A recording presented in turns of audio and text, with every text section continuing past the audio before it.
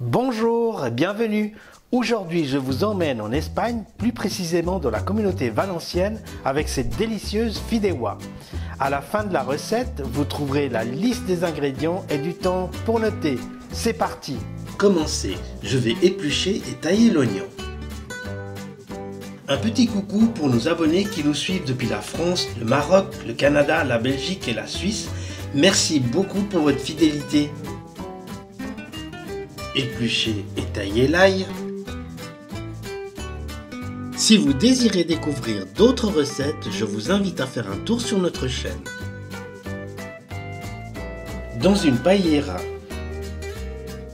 je fais chauffer un peu d'huile d'olive. Ensuite, je fais cuire les langoustines et les gambas pendant 10 minutes environ. Si vous avez des questions, n'hésitez pas à nous les poser en laissant un commentaire.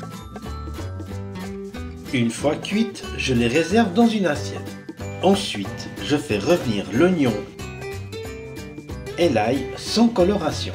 Ensuite, j'ajoute les calamars et je fais cuire 5 minutes environ. Ensuite, j'ajoute la purée de tomates et le paprika. Puis je fais réduire le tout jusqu'à élimination de toute l'eau de la tomate. Ensuite, j'ajoute les vermicelles. Je mélange bien le tout. Le vermicelle à soupe que j'utilise, c'est du numéro 2. J'ajoute le fumet de poisson et je remélange bien le tout en ajoutant le safran. Je laisse cuire le tout pendant 8 minutes environ, puis je sale un peu.